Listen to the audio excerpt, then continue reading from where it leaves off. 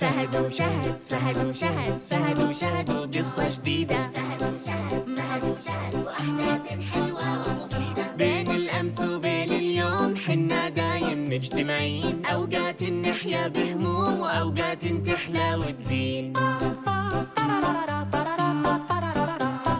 فهد وشهد وجدي صالح وذكي الأسرة الروبوت. بابا وماما وشور الراجح وطرايف عالم وبيوت. حنا نجيكم في موعدنا والدنيا تحلى بلقاكم. نبغى تعيشوا اللحظة معانا ونبغى نعيش اللحظة معاكم.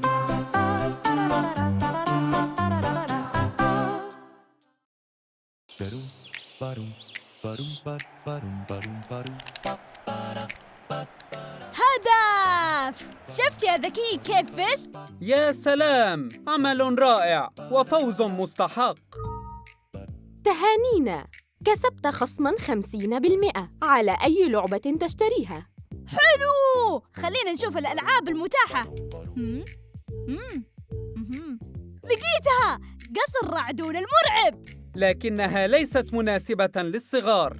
أنا مو صغير، أنا كبير. تصحيح، عمرك 10 أعوام فقط وليس 16 عاماً. لكن شكلها لعبة رهيبة، أبى أشتريها.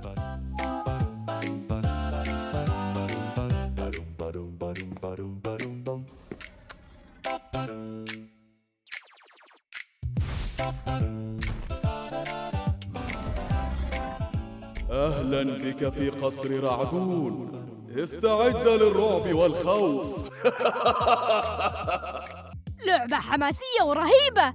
يا سلام، هذا هو جوي. لا لا، وخر عني يا رعدون، وخر. لا يا راسي. من هو رعدون؟ سؤال جيد. رعدون هو شخصية في بس كان كابوس يا أمي. حسناً، هيا كي لا تتأخر عن المدرسة. يا ويلك لو تعلم أحد بعدين يمنعوني من اللعب. مفهوم؟ مفهوم. تعال إلى قصر رعدون. ها؟ رعدون؟ تسمعوا؟ استعد للرعب والخوف.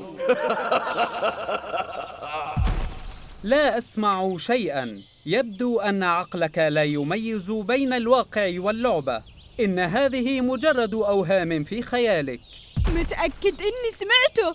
أنت هنا يا رعدون؟ أنا أسيطر على عقلك. صوت خطواته.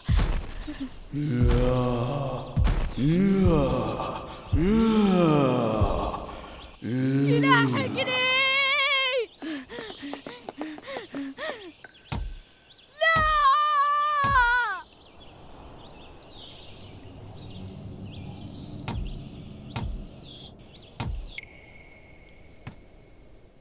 ما أصدق! إيش سويت في أسرتي يا شرير؟ سترى بنفسك. شهد! لا! ها؟ لا! شهد! أنا آسف، كل هذا بسببي.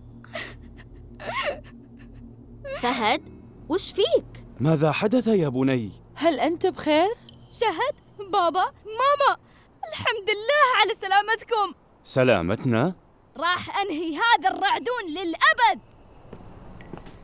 ها؟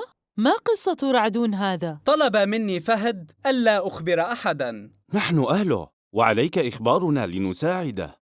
إن هذه لعبة عنيفة ومرعبة وأيضاً غير مناسبة لسنه وقد أثرت عليه سلباً. هكذا إذن بوريك يا رعدون.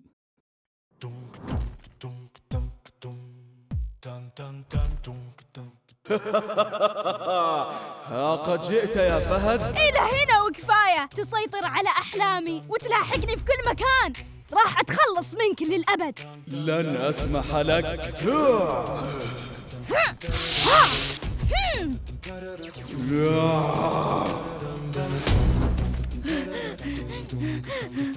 خسرت يا فهد، لن تفلت مني. لن تفلت أنت منا. ابتعدوا ابتعدوا من هنا. جاء وقت التنظيف.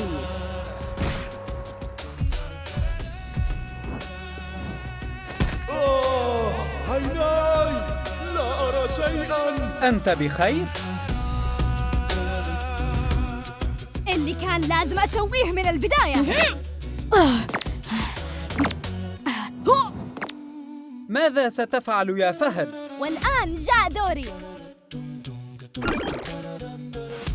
لا. انهيت هذه اللعبة للأبد.